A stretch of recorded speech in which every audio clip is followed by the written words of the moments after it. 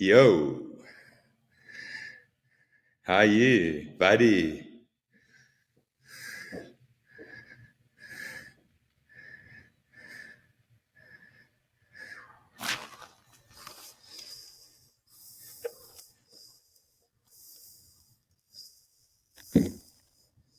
Mm.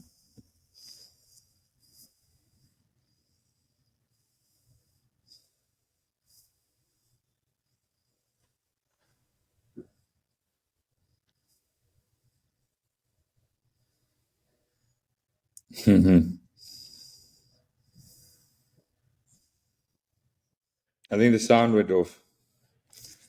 Yeah, Sorry, let me just put my. I need to turn my cellular off. Hold on one sec. right.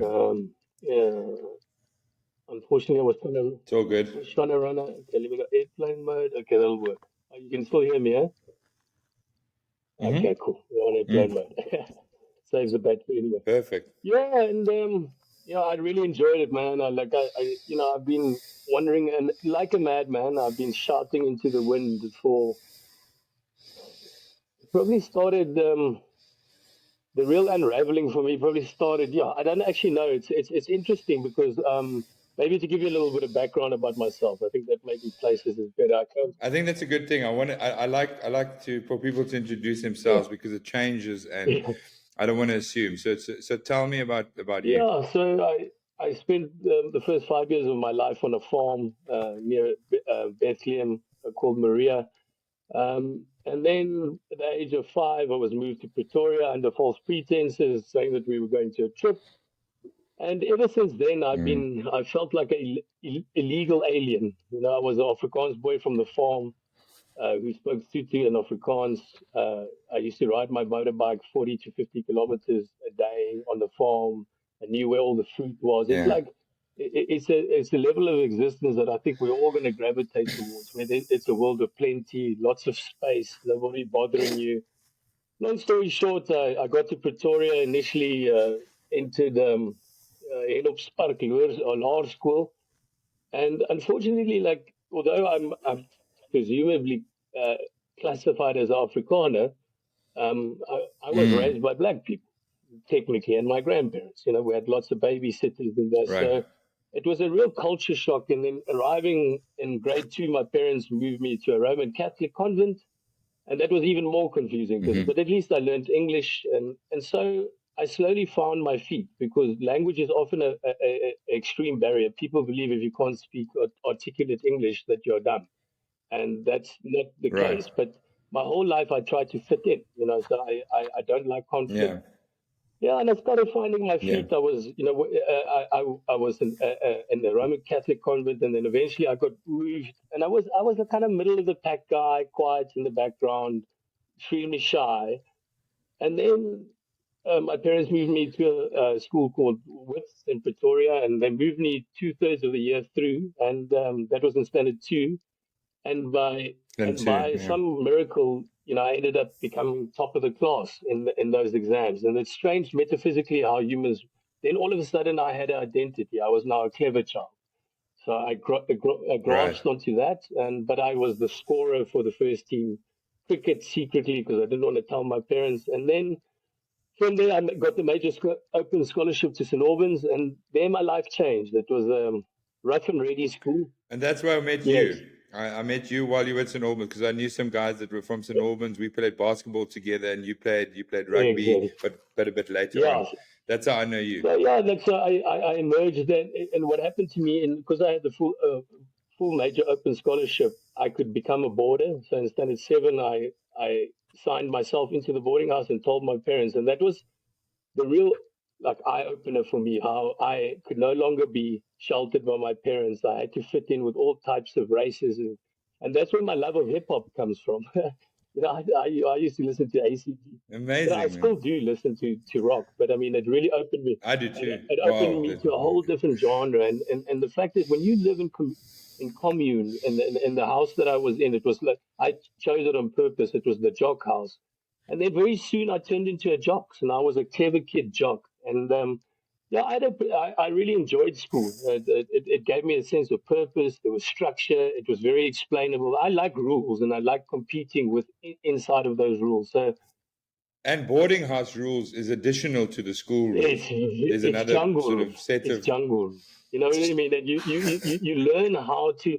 I mean, yeah, I had all these big monsters around me, and serendipitously, I have a very good general knowledge. And the house that I was in was called Ush House, but we used to call ourselves Oosh, Ush yeah, Ush oosh. Men. But Ush had never won the house, had never won the overall house cup because our biggest rivals was a Mac Robert House, which was the academic boarding school, and they had rigged the house cup in such extent. Like, I mean, obviously they were. I mean, I remember when I was in matric, we literally had all 15, 14 of the first 15 were from Ush House. So, but what happened Mm, is 3 weeks into me joining the boarding house, there was the inter-house quiz, and I was standing seven. mm. And I just said to the other guys, just take it easy, I'll win this. And I won the quiz for the guys. And then all of a sudden, I was elevated at standard sec to like OG status. And I loved it. I always wanted, Because you were jock, yeah, and you could win the quiz. exactly. So they got this guy. My Wow, whole yeah, life, yeah. I've tried to be as useful to people as possible because I found that makes my life more pleasant. But we'll talk a little bit. That became one of my greatest deficiencies as well. But I think the crux of the Right. crux of the matter is, like, we won the Independent Schools Rugby Festival in Chile in front of 15,000 people in Santiago de Chile, the highest rugby field in the world. We toured Argentina. We were an exceptional team, but I think that's where my trouble started because um, I just need to go back. I actually went to Crawford College for one day when Carmel and Pretoria turned into Crawford College. They went to, Crawford and College, that would yeah. have been 1996, and that was my matric year. And they went around scouting to build Yeah. the first.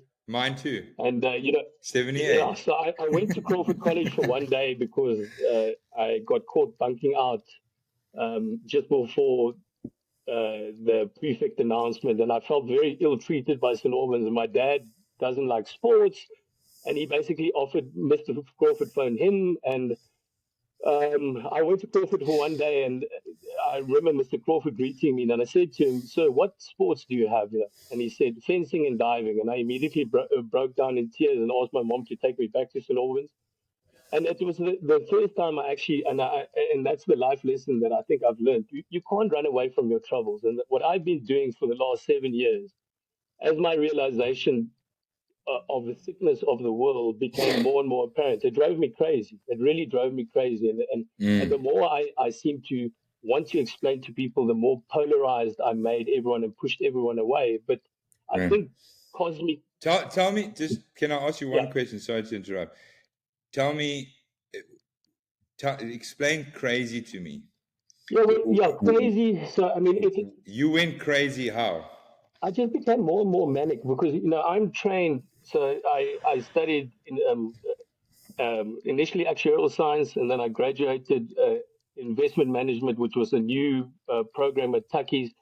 And then I did financial analysis, and then I was trained by some of the. I worked for Sanlam, I worked for Rand Merchant Bank, I worked for um, Investec. So I was highly trained, and what I am trained in is in something called Monte Carlo simulation. So I look at probabilistic outcomes for decisions. But specifically, what I try to do is the second, third, fourth, and fifth derivative. So it's easy to analyze what the impact would be,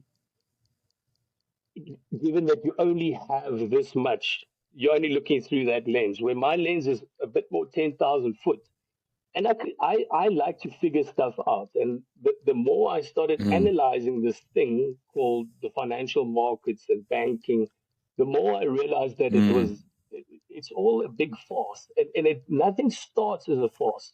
Everything starts as a good mm. idea and gets taken to the nth degree. So, I could see it. Sometimes even Ponzi schemes, which is one of the things I want to. Yeah, Sometimes Ponzi schemes start as a good yeah. idea and with good And they do, intentions, and they turn into and they something turn else. into something else. But it's always the intention. And the problem with financial services, I'll Mm, never forget, um, entered the graduate placement program at Investec, and mm, um, uh, mm, and it was made very clear to us on day three. Stephen Kossev said to us, And I'm a I'm a team player, and I'll never forget him looking at us and saying, "Look at the person on your left, look at the person on your right." And you know me, like, hi, buddies, how you doing? He goes, "I don't care if you stab them in the back as long as you make money for investing." You know, that initially should have been enough warning for me to realize that this probably wasn't the world that I should be in. But at that stage, now I've completed 2 financial degrees. I'd already passed my CFA level 1, so I was pretty much committed. So I thought, well, I'm not a quitter. I'll see this through. But very soon, I realized that it's a zero sum game. So what, and more, even if it was just a zero sum game, I could have accepted it. But what's happening in today, and I could see it back then already, people have taken over the narrative and giving opinions on things that they actually don't understand.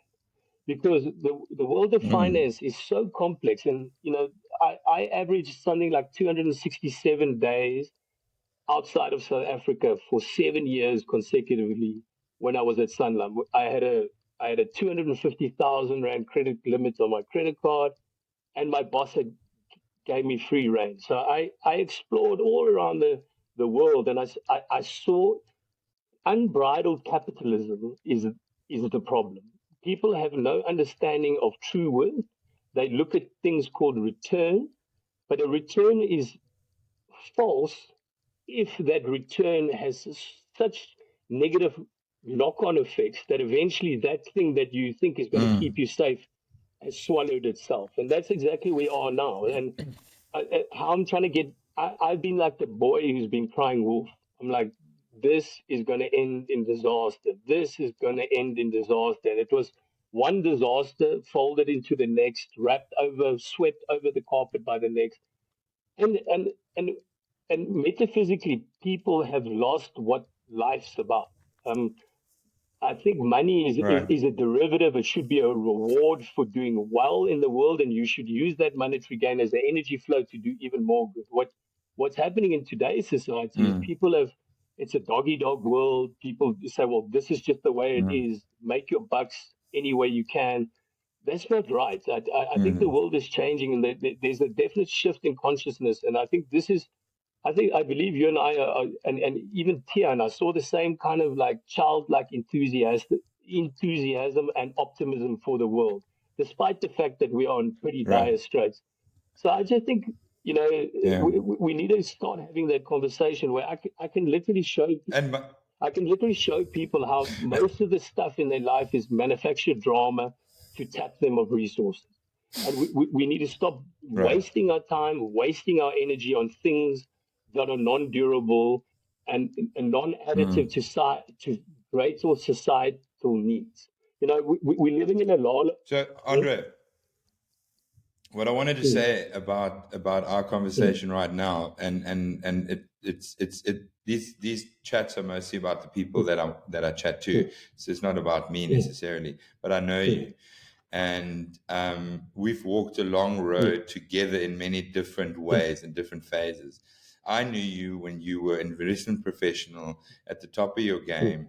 And frankly, I mean, we've always known each other. We've always said how's it. I mean, at some point, I'm not going to lie. While you were flying high, doing your thing, I thought you were a fucking dick sometimes. But we always knew each other, right?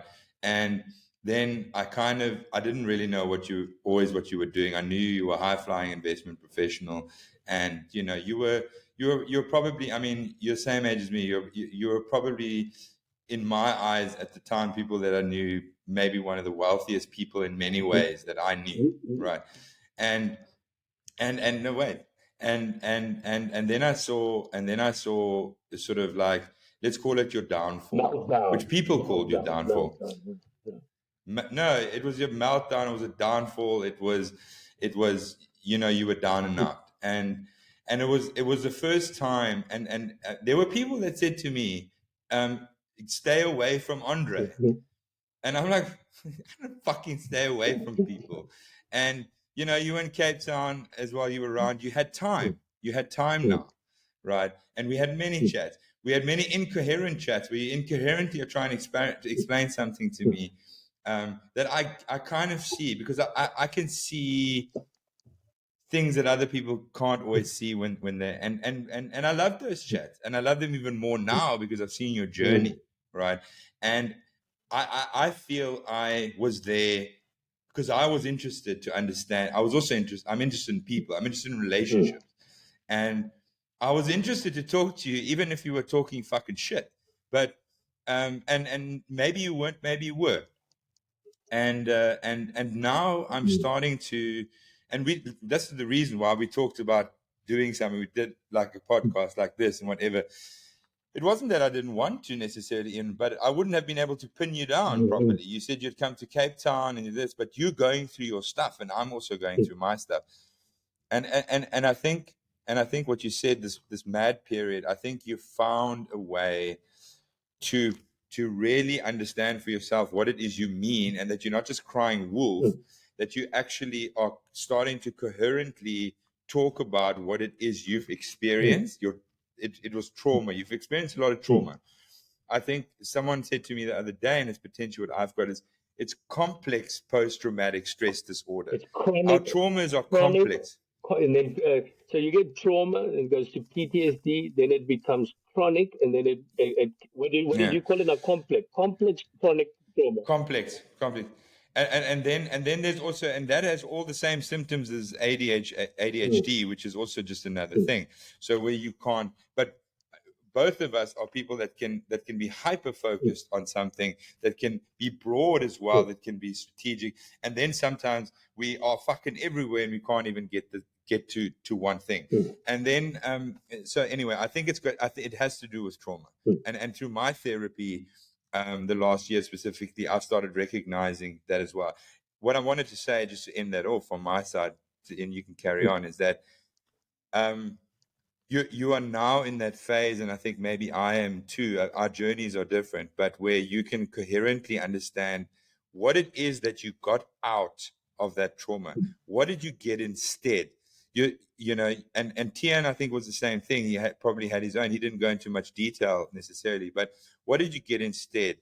And you got an understanding of different worlds, and you now know what your purpose is. Also, we're at an age where we were questioning our purpose, and we need to define it, and we're in a process maybe still of defining what it is that our purpose is, and what do we want to give the world with our experience. And this podcast is one of the things I want to do, is literally just to tell people about the business, money, and fun stuff and beach bats, of what, and maybe it helps one person. I'm not doing this for anything but for me and for the special people that I want to talk to.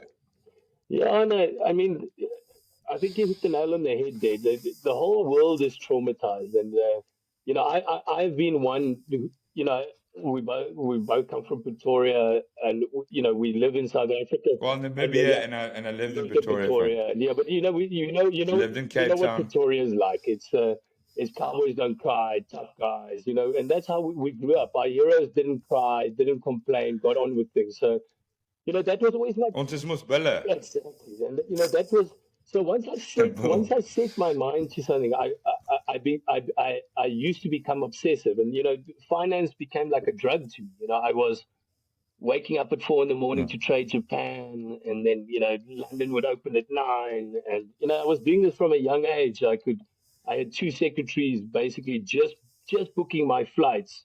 You know, I had it all. I had the ideal job. I could fly all over the world, but the financial crisis, and it exposed in something, and I only starting to understand it now. That 2008. Now we're talking. yeah, so 2008, we started Sanlam Global Best Ideas in middle of 2003 with $1 million.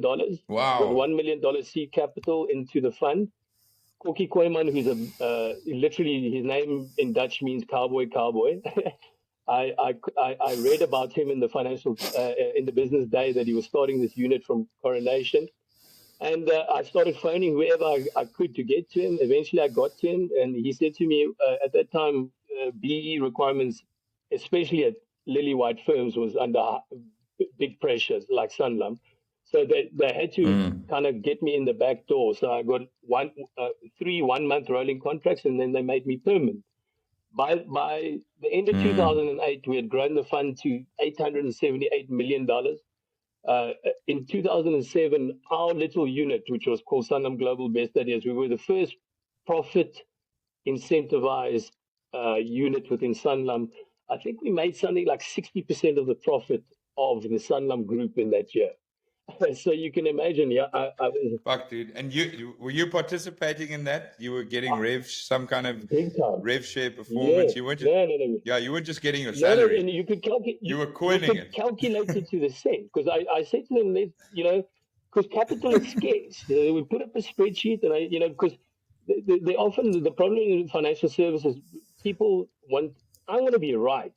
I don't want to be wrong. But by putting up an opinion, you have to perform.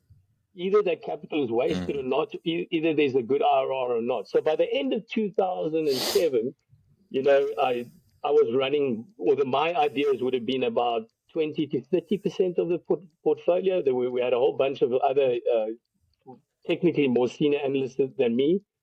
And then the financial crisis hit, and all these like highly paid seniors basically ran for the hills. Many of them were booked into hospitals, and I was there every morning at 6 in the morning. I used to go home at 11 at night. And so I basically picked the bottom of the crisis. I think it was 14th of March. I was in San Francisco at a tech conference, and I met with the CEO of Sun Microsystems. And he explained to me then what the Internet of Things is going to be. And it both terrified me and excited me. But it gave me that optimism that there are always people trying to figure out how we get out of the mess we're in. And we emerged that year. The fund did 108% in 6 months in 2009, and it came to bonus time, and I'd always been paid within like 3 or 4% of what the bonus calculation would say, and my bonus was 27 million rand 700,000 or something like that. What? No, that's what it's supposed to be. Remember, like Okay. I was working at Sanlam for 6, but I don't mind, because the absurdity of these numbers are like, No. This is my 6 month bonus. I'd only been permanent for 3 months. My first, because they paid bonuses every 6 months, how they set it up, was $1 million. Like when the guy told me, like, you give me How old are you now? How old are you at this age? 24. You know what I mean? And like, I did it, and $1 million. 20 years ago. It's 20 years ago now. To them, are you sure? It was $1 million. Are you sure? But the thing is, we were making so much money. From there, it went up. Now and then, all of a sudden, I took control of one of the biggest. I mean, we had. Okay, we were our peak. We were like 870 million. I think we went down 60% in 2008. And then we did 108 in the next 6 months. And yeah, because from there it was all up. It was all up. I became a financial advisor just before, lost some of my own money because I wanted to try things out and things like that. And from there, I didn't really. I'm a financial planner, more like that was. But I'm selling product at Liberty, investment products, and it's from Standard. And I'm trying them out. I first lost money before I put any client in because of the 2008. And from there, you could put your money into anything basically, and they were making money because it was all up. Yeah, but that was the end of the old world as we knew it. Because up until 2000 and like the end of 2009, fundamentals worked. So I'm a fundamental analyst. I kick the tires. I look at if I buy. So the shit got taken out, and we start again, and fundamentals are important again. But back in 2009, that's where fundamentals went. Remember, that's when they started with top and bailing out the banks, and one bank consolidating into another. And ever since then, I mean, and then it was one crisis, the European crisis, and each time and I could just see this unfolding, and that's why I wanted to get out. And I also didn't want consensus speak anymore. So let's just get back to my bonus. So now my Yeah. calculable So bonus is 27 million. money. Let's talk Yeah, about yeah, money on this and podcast. I'm But planning. I got it ready. I'm gonna leave as soon as I get a bonus. Now I'm not even expecting 27 million rand at all. I was thinking they'd give me 3 or 4 million. You know what I mean? Because it's been a really tough year, and you can't give such big bonuses. At this stage, my relationship with Corky had deteriorated to such an extent that they brought in a woman called Aneta Hearn, and she's actually, I think she's CEO of PSG Asset Management right now. And I don't actually mind being controversial. She had already had a great CV before that. And I get it because now she was going to be the intermediary because uh, I have a soft spot clearly for women. Like, just the way I was, I can't be nearly raised. as adversarial with a woman as I can be with a man. It's just Yeah. how I'm made. Because were you raised more by women or by men? Yeah, more by women. Yeah, Me yeah. too. Me So, too. My mother and my sister and my yeah, grandmother. Like, because my dad died when I was yeah. 11. So, Your dad wasn't yeah. around, maybe. So so now I'm ready. I want to launch. I've got my plan ready. This huge bonus. I'm thinking even if they pay me 25 or 30%, that'll be enough money. I already had quite a bit of money stored up. I had a lot of money in the fund. I could then quit and start my own thing. And now they brought this woman Aneta Hearn in, and she then became my babysitter. I had to travel with her, even though, in my humble Mm-hmm. opinion, the very first thing she said to me is, "We, you and I are going to do a technical analysis course." And I said to her, "I don't believe in technical analysis. I'm a fundamental." So already we started Mm. boxing. Long story short, we get to the bonus discussion, and they say to me, "So they say we're gonna give you R1 million bonus, but we're gonna haircut and free 600,000 of that because you're not a team player." And I just said, "Fuck all of you," and I resigned. I had no plan, and I just felt Mm. burnt out. And but I was Mm. determined to start my own fund. I then did that against all expectations. For 2 years, I paid it out of my own pocket. I had my own FSP too, and then by hook or by crook, I got. But we weren't running. We were dependent on performance fees. In our first 2 years, we were flat. And then something very strange happened. I got a call from a guy called Billy Malherbe. I'd never heard of him before, but at that stage, all my clientele was word of mouth.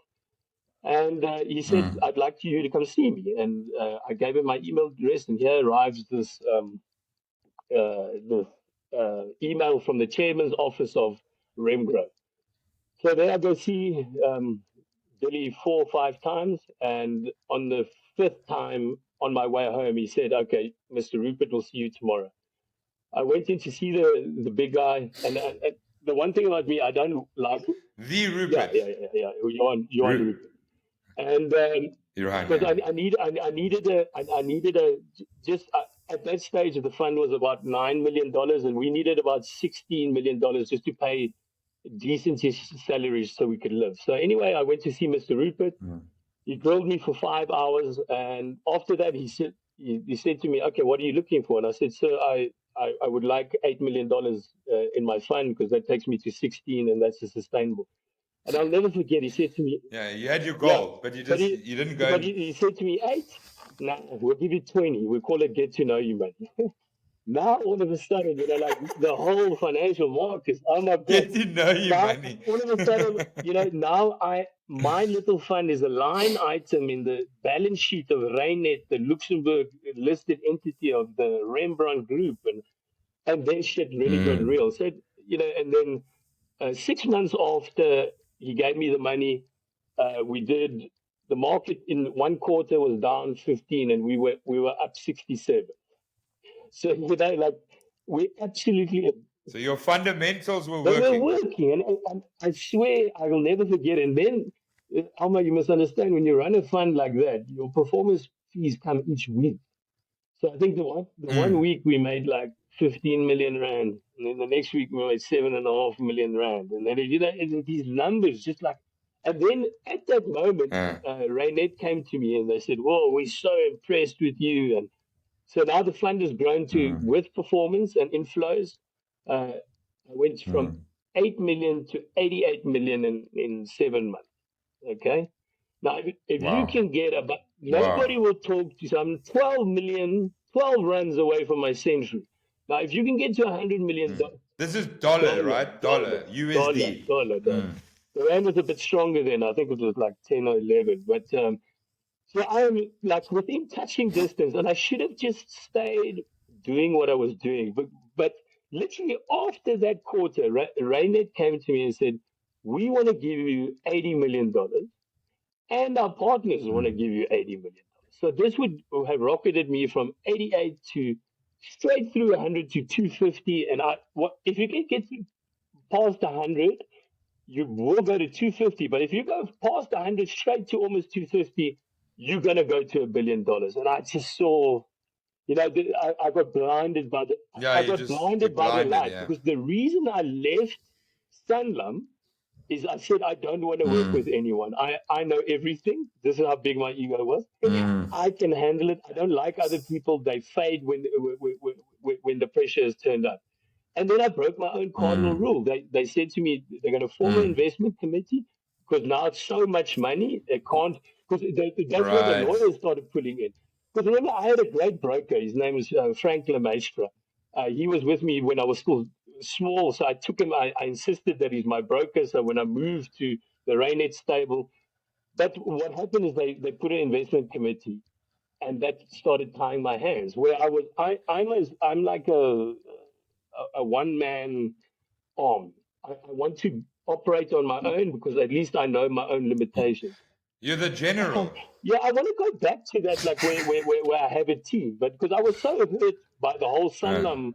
Remember that Sanlam Best Ideas was like my baby. Like during that period of Sanlam Best Ideas, I also got divorced.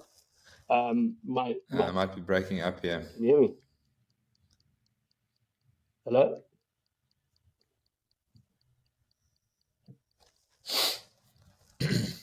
Let's see. Can, You yeah, there? yeah. You hear me? Yeah, I can hear now. So basically, and it's so funny that you talk about trauma, because this is actually what I've done with my life. I tried to understand why had I become so enveloped into darkness. It's because I always took my traumas and I just put them in the closet and put a smile on my face and kept on carrying on, because I'd spent I basically sacrificed everything for that product, Sanlam Global Best Ideas, and I felt like it was mine. But when it really came time to supporting me, I was subordinated, and I was seen as a troublemaker, because I don't. Johan van der Merwe, the CEO of Sanlam Investment Management, I remember him calling me in and saying to me, and I swear to God this is true, Andre, I need you to do less well. You make people uncomfortable. I can't stand, because Sanlam is like happy clappy and everyone gets along. I'm like, we're playing with people's money here. We're playing with people's future. This is our home. And that's, I think, what people forget and forgotten. And that's where Tian and your conversation really resonated with me. It's about the investors. Investing other people's money is one of the greatest responsibilities that can be given to. And the thing is, at the moment, what they're advising people to do with their money is, because they talk about legacy and the safety of their children. What they are investing in the demise of their children at the moment, because financial services, they've attracted all the bright minds in the world, but they've twisted them. They have, and maybe talking about, so I left my baby, Sanlam Global Best Ideas, and I said to myself, okay, but it was never mine. You're starting your own I'll baby. start my own baby. You start your own baby. And I just read in the financial crisis, a brilliant young analyst that I trained up, Fahim Kaji. I think he works for Google or somewhere right now. Super smart guy. He gave me a book called Ayn Rand, Fountainhead by Ayn Rand. And I said, it's a love story about an architect that is wrapped up into her. You called your fund Fountainhead. Exactly. Is that how you call it, Fountainhead? Exactly. And Fountainhead is actually just the source of a river, but in English it means clean source. But if you read that book, it's a love story, and Ayn Rand is, and there's a lot about her that I don't like, and But that first book she wrote, she was 23 years old, escaping Nazi Germany, and she wrote this love story about an architect who wants to build buildings the way he wants to build them and not according to the law. People like Okay. people like it's called objectivism. To believe in yourself and believe in the inherent godliness embedded in our DNA. And once I realized that, uh, it almost gave me like a false ego. So then I launched and I started my own because all I knew, all I had been taught by my father is to make fuck you money. He literally said to me, "My boy, make fuck you money because then you can tell the world to fuck you." I was like, okay, Yeah. that kind of that Okay. kind of sounds. And then Yeah, there's a lot of people that say that. It's a big theory. Like, you don't understand when you live. I'm not sure. Like have you once you're in that enclave of those, the Pitfalloons and these Stephen Moldenhall, and you just realize it's a very, very competitive world with lots, and it's that competition that has driven us to the point of mass extinction on this planet. Being a banker is not just about returns. It's not just about numerical returns. It's about extrinsic returns. Is these investments we're doing, will this investment be good for our children's children's children? but also, this is why things like treating customers fairly come in after the global financial crisis. Exactly. But no one is treating them fairly still. No, it's worse. It's It's worse. still It's much, much. worse. So, and that's the thing. I want to go. 2009, 2000. No, no, it was 2008. I traveled to Las Vegas to a home builders conference. Now, this is in the middle of the crisis, and we were early invest. I did a lot of property investing on behalf of Sanlam through companies in Brazil, South Korea, whatever. Now I'm at this home builders conference, and we had long sold out of our KB home position, but the CEO liked me, and I got a one-on-one with him and the Goldman Sachs representative. And I said to them, I'll never forget. I said, chaps, I read something in your, because the American companies have to every 3 months issue like a 300-page document with their financial statements and all sorts of risks, new products. So it was pretty easy to analyze if you had the time and the chutzpah to do it. And I read about a new product that they have called liar loans. I said to them, can you explain liar loans to me? And he says, well, yeah, basically anyone can buy a house and get a mortgage, and we promise them that we won't check the veracity of all the details that they've put in. That's why they call it a liar loan. I was just like, how does someone sign off? And it was UBS Warburg who were issuing these loans from Switzerland to American. I mean, in my Yeah, and this is this was the why the global financial crisis how started. not see there's something like a lot because the whole financial crisis. Well, obviously they did. Someone saw it and they could make money off it, Yeah. and they knew it would fuck So, out at some time. so if you know something's going to fuck up, that is the definition of a Ponzi scheme. If you know the thing is mathematically, No, it's a legal Ponzi scheme. it isn't legal. Should that be legal that you can lie? No. No, it's a legal Ponzi scheme. It's a legal one. Yeah. The current financial system is together with regulated, is a legal It's only legal Ponzi because they've scheme. broken every mathematical rule of finance already. I mean, because they put economics in it. I mean, when interest rates went negative, then I knew, like, come on, guys, this is a zombie city. And the problem with the internet and what's happened for us, our research, that's technically we research and then we give opinions from our research. And when I realized that people were no longer willing to kick, I flew around. I interviewed CEOs. I mean, I'll just give you like a hit list of some of the companies I.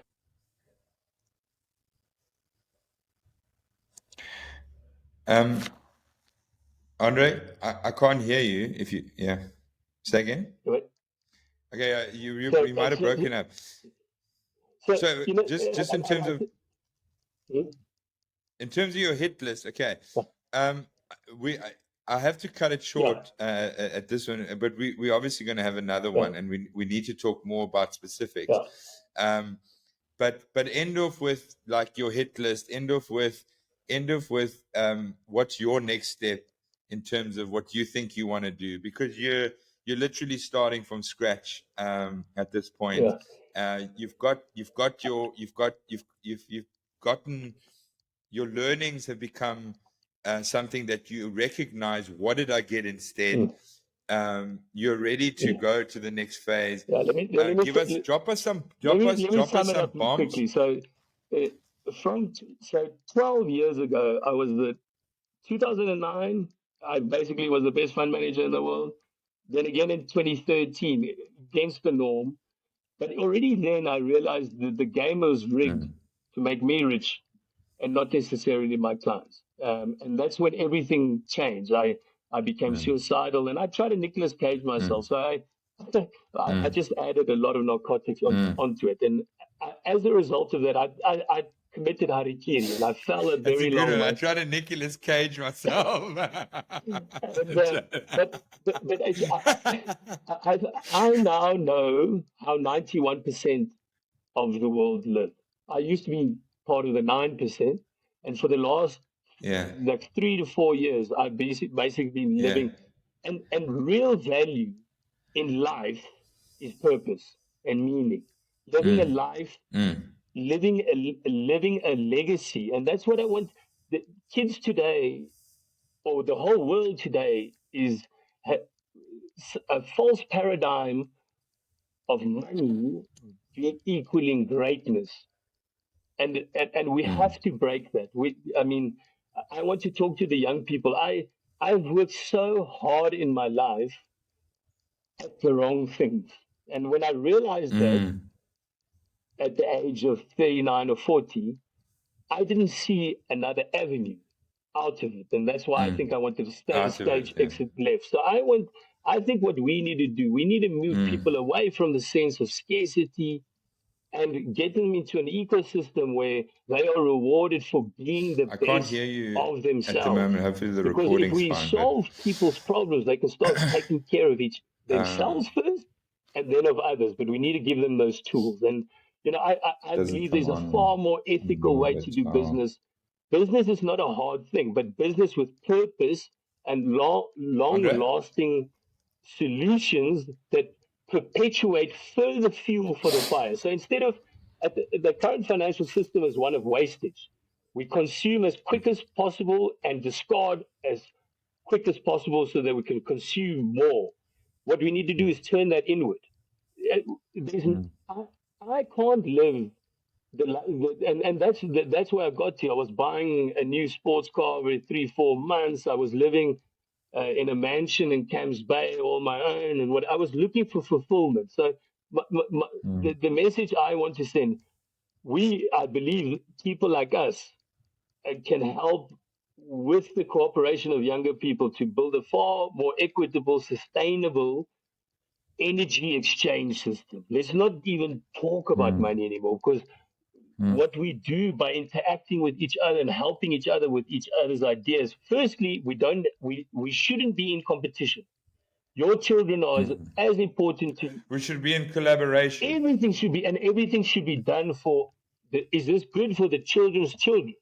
The rest of Africa is Mm. booming, and they're actually quite upset with South Africa because South Africa has regressed, in my opinion, to a far worse apartheid class system than we ever had during the actual apartheid Mm. era.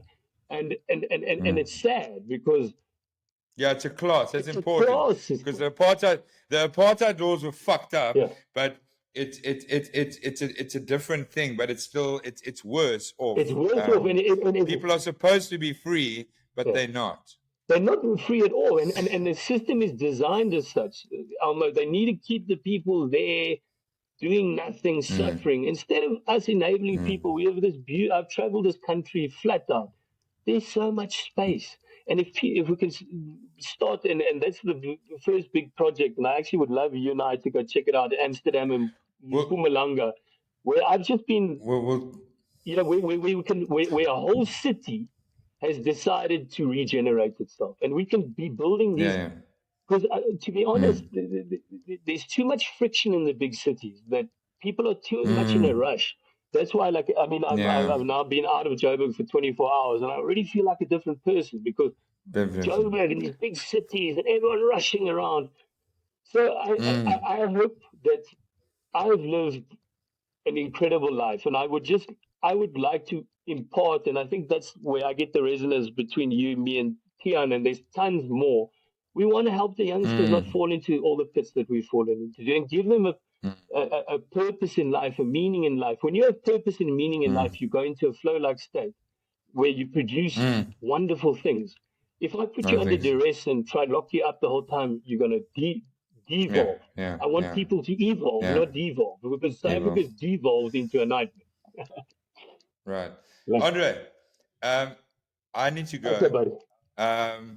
And I'm so happy to see you the way you are Thanks, now. bud. It's been and thank you for And your support I along love the way. you. It's been really And no, meant a no, lot to me.